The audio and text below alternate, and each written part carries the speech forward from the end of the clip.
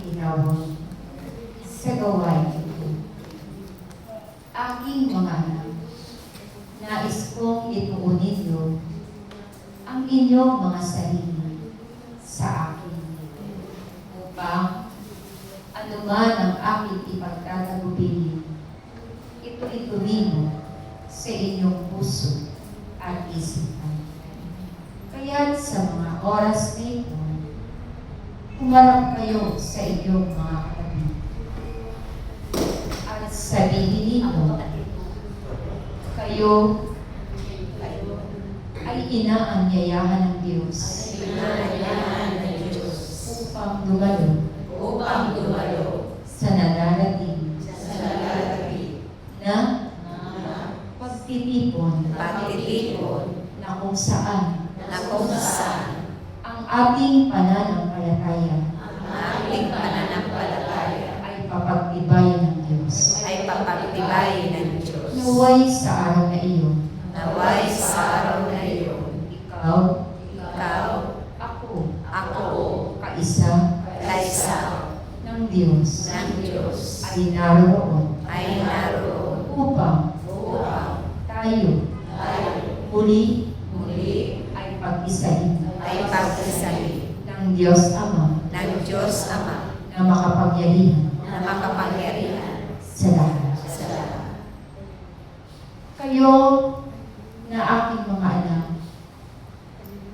ay aking inaanyayahan sapagkat ito ay mahalaga para sa akin. Nais kong ang bawat lingkod na aking tinatakan ng aking pangalan ay mag-init ang paglilingkod sa akin.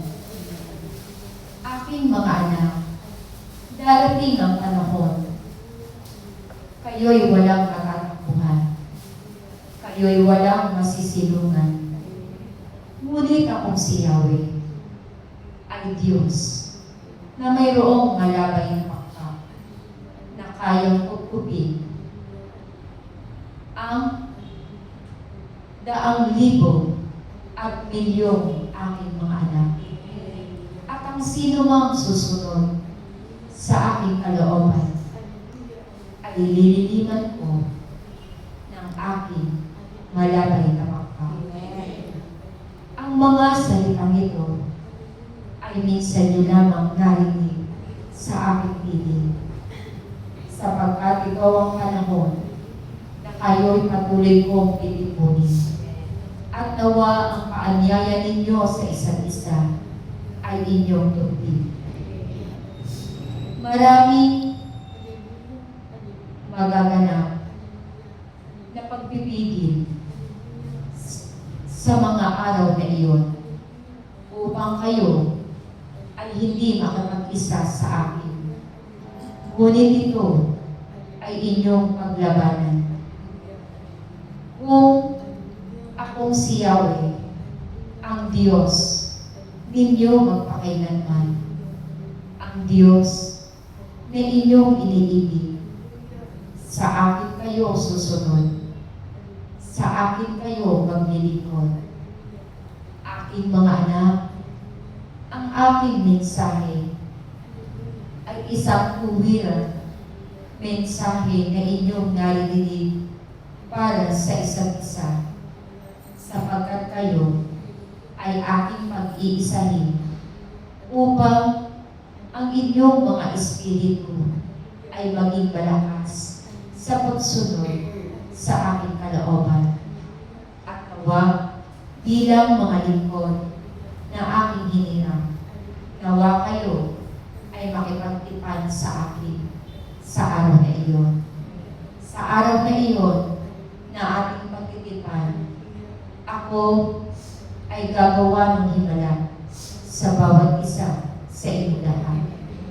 Bubuksan ko ang pintuan ng kalangitan upang anuman ang inyong hilingin, ito ay magkakaroon ng katuparan. Kapag tibayin ninyo ang inyong pananampalataya, hindi ba ninyo nakikita ng inyong mga mata ang ang Diyos na nangungusap sa inyong harapan sa mga oras na ito. Ngunit ako'y Diyos na mayroong piling na patuloy ninyong naririnig sa bawat araw ng ating timanan. Kaya't aking mga anak, naway kayo ay pumaroon. Hihintayin ko ang bawat isa na inyong inanyayahan. At doon, akong si Yahweh ay patuloy na mangungusap sa inyong lahat. Isa puso, isa isip ang inyong narinig. At araw-araw kayong magnilay sa salita ng Diyos na nagbibigay buhay, na nagpapatibay ng inyong pananampalataya at nagpapatatag ng inyong pagsunod sa aking kalooban. Kaya't aking mga anak, kayong lahat ay aking iniibig. Iingatan ko kayong lahat na tumatawag sa akin ay aking pagpapalain. Maraming salamat.